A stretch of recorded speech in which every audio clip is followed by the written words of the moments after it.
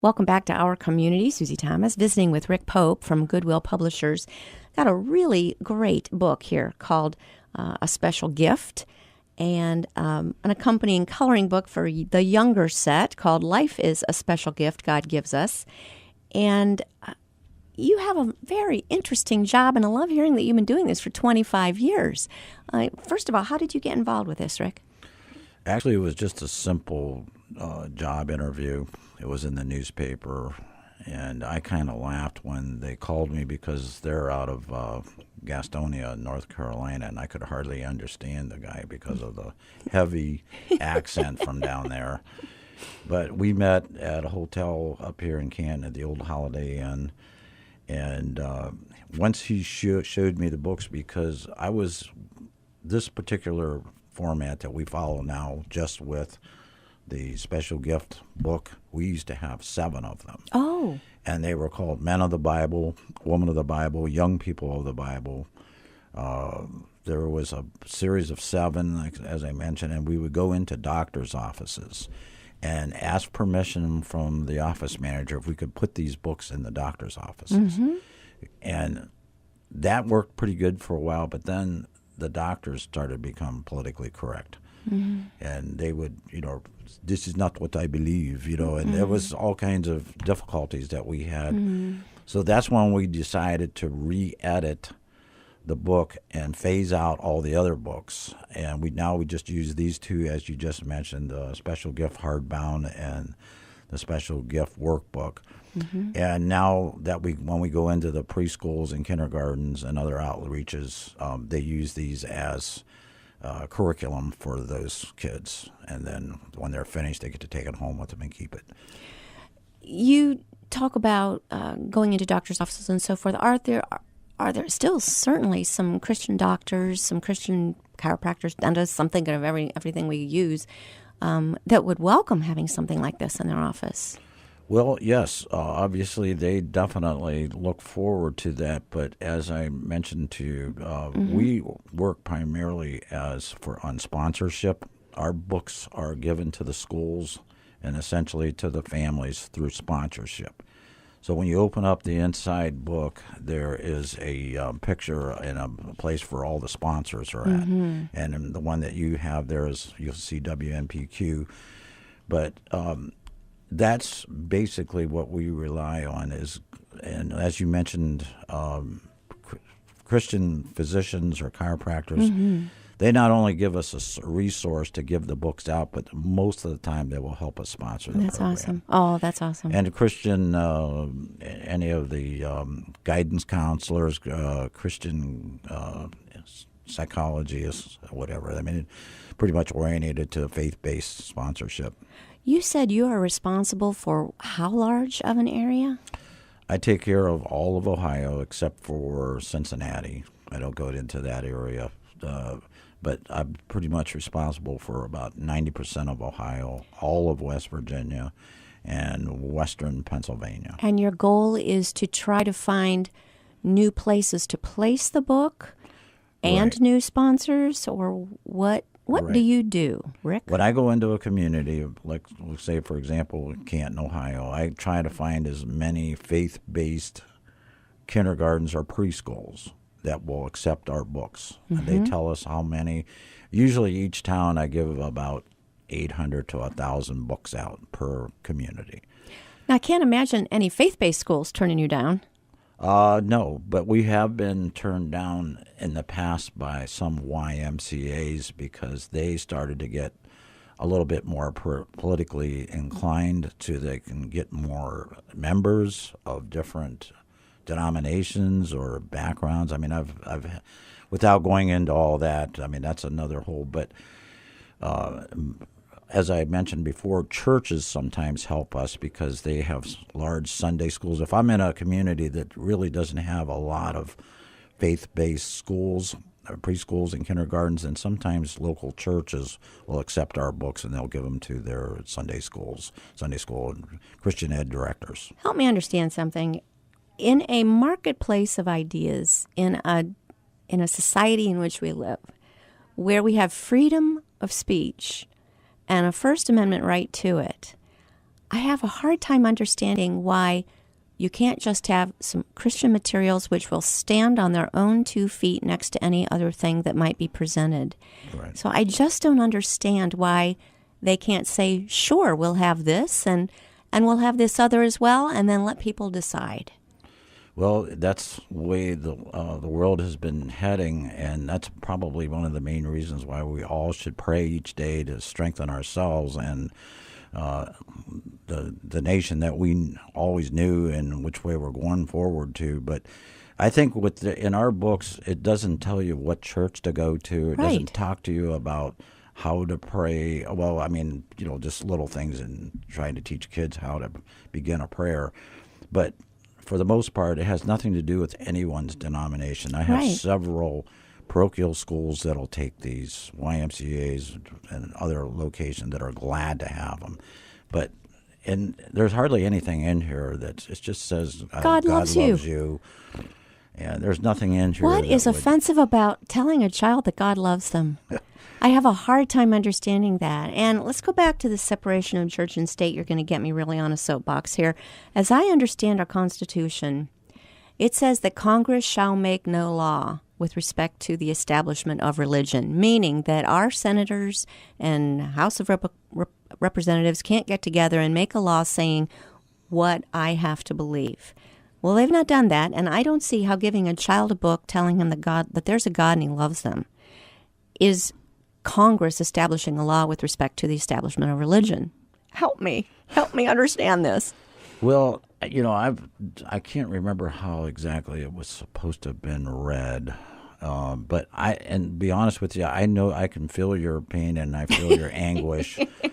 Yes. But I have learned from a long time ago not to get in arguments or conflicts with these people. Right. And I just smile and I say thank you. And I guess because what I've learned in terms of how God guides me through some of this difficulties in certain communities that I go into, there's always a next place right down the road that'll take them.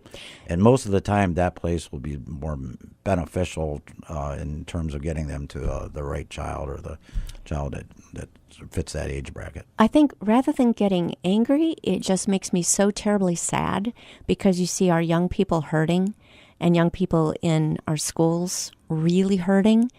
And what difference might it make for them to know that there is a God and that he loves them? Right. And like I mentioned before, unfortunately, they don't learn that at home.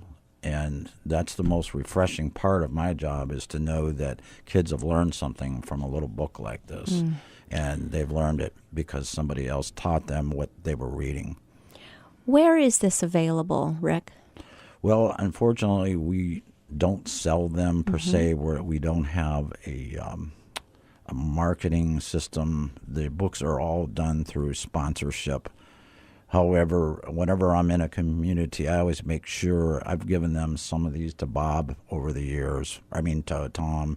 And I make them available, but it's just, I can give you the website. It's called myaspecialgift.com. And once that is logged in, if you punch in the town that you live in, you can actually read these books online. Oh.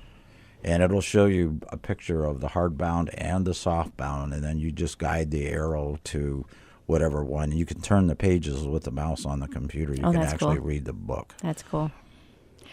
You mentioned churches.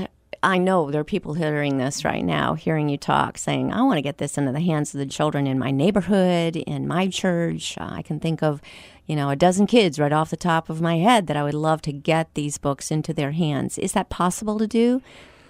Not in a way to where we open it up to sell these. And, I don't want anybody to think that that's why I'm here. I'm here to express what the meaning of all this is for. But unfortunately, I get asked that quite a bit. How can I buy some of these? Where can I get them at?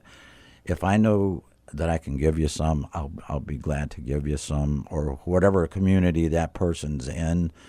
If it's in Worcester, I can probably guide you to a place where you might be able to pick up a few. Or if somebody really wants a few, you can give me a call later, and maybe I can get you about 10 or 12 or something. Do you have enough sponsors, first of all? And do you have a way of meeting the demand right now currently? In Canton, I'm already finished with Canton. I come around every 2 years. Mm-hmm. So I just worked Canton about a month ago. And yes, I've got my quota there. And I have people, like a funeral home, Chick-fil-A. Mm-hmm. I have a realtor that's a sponsor. These are all faith-based people that, help me.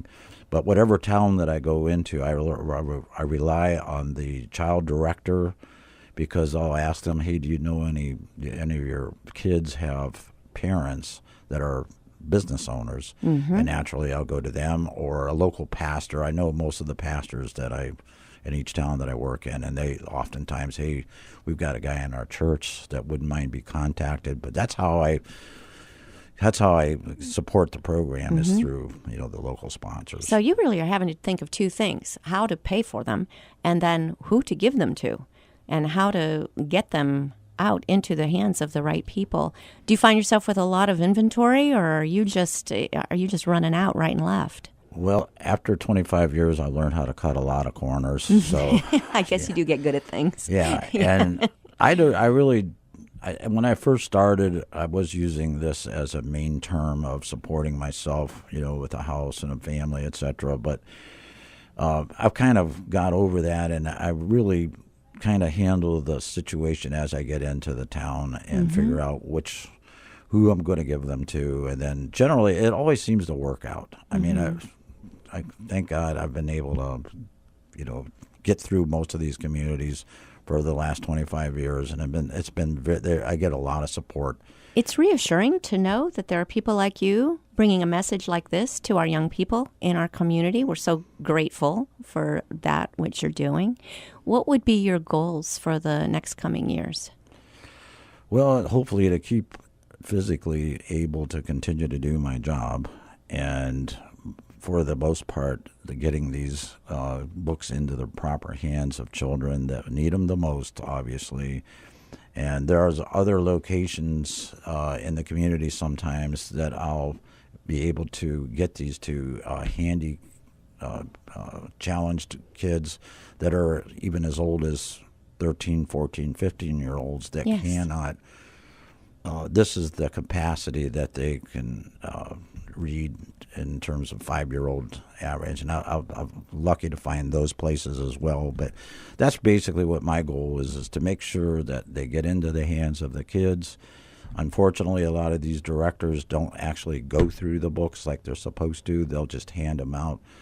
But God usually knows how to get them into the right places. And we're reminded that to enter the kingdom of heaven, you must become as a little child and have the faith of a little child.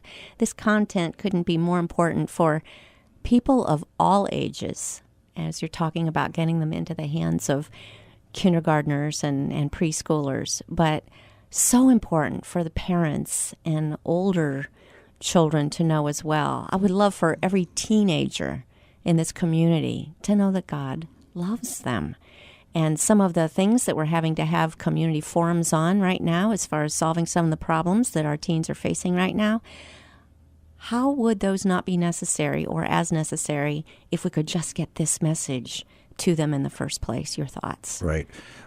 That's one of the reasons why we use this age bracket, 5-year-olds, because if they can learn this at this age, it's going to project a better livelihood, or a better outlook for them to handle other challenges as they're growing older. As I mentioned earlier about the rules of friendship, if they learn little things about there's kids out here that have a different color face. You're not supposed to get mad at somebody if they have more friends than you.